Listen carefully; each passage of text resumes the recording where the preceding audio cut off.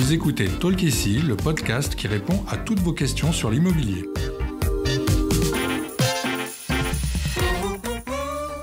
Je suis Audrey, Content Manager chez Bien Ici, et je suis accompagnée aujourd'hui par Sandrine, directrice de la relation client. Bonjour Sandrine. Bonjour Audrey. En 2020, la Fédération des fabricants d'aliments pour animaux a comptabilisé 80 millions d'animaux de compagnie en France. Donc 14 millions de chats, 8 millions de chiens, 5 millions d'oiseaux et 32 millions de poissons. C'est pas les chats qui gagnent. Ça en fait. Nous allons nous intéresser aujourd'hui aux lois qui encadrent la présence de ces animaux dans nos logements. Alors, la première question, c'est justement quels sont les animaux que l'on peut accueillir chez soi ? Alors, on a quand même le choix.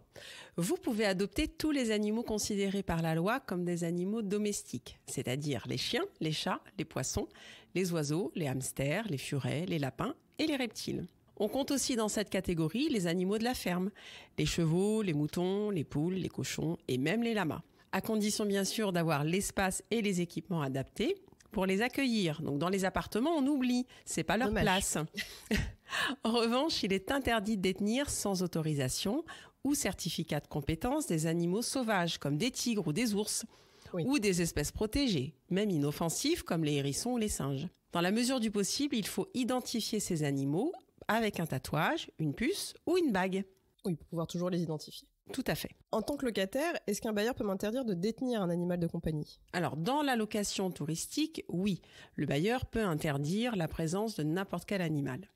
En revanche, dans le cadre d'une location classique, nue ou meublée, le bailleur ne peut pas vous interdire de vivre avec un ou plusieurs animaux de compagnie domestiques et autorisés. Ça, c'est important.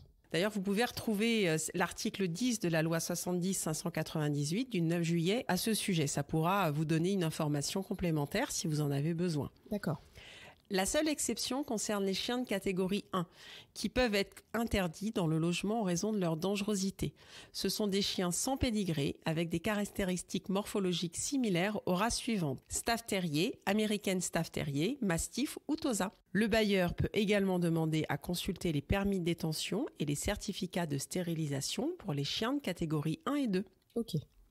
Donc la loi est un petit peu plus floue en ce qui concerne les animaux plus exotiques comme les perroquets, les insectes et les reptiles.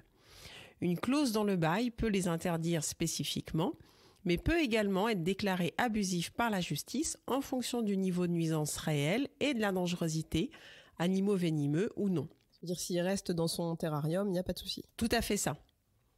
Enfin, il faut consulter le règlement de la copro qui peut interdire la détention d'animaux bruyants, par exemple un coq dans une copropriété en centre-ville. C'est sûr que là, si tous les matins il vous réveille à 5 heures, ça peut être un peu folklorique, mais ça peut déranger les voisins. Oui. Est-ce que je dois informer du coup mon bailleur de la présence de mon chien, de mon chat au moment où je m'installe, ou en tout cas si j'ai l'intention d'en adopter un plus tard ? Alors le locataire ou futur locataire n'a aucune obligation d'information sur ce point, quel que soit le moment de la location. En revanche, en signant le bail de location et en acceptant le règlement de la copro, le locataire s'engage à ne pas gêner ses voisins et à ne pas dégrader le logement ou les parties communes. Donc le propriétaire d'un animal est en effet responsable des dégâts que peut causer ce dernier. Il faudra donc veiller à tenir son chien en laisse au sein de la copropriété, à limiter les aboiements des chiens ou le chant des oiseaux et à nettoyer les excréments. Évidemment. En théorie, il faut même s'assurer que votre chat ne divague pas dans les parties communes. Ça, c'est plus compliqué. Ah oui, ça peut s'avérer compliqué, effectivement.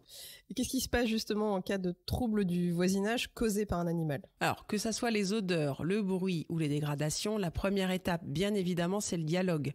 Le voisin fautif n'a pas toujours conscience qu'il peut troubler par rapport aux dégradations ou au bruit de ses animaux. Il est aussi possible d'avertir le syndic qui prévient alors le bailleur pour que ce dernier en réfère à son locataire. En dernier recours, il faut faire appel à un conciliateur en mairie ou au tribunal et enfin à la justice. D'accord. Le propriétaire devra se séparer de son animal uniquement s'il ne répond pas aux conditions de détention.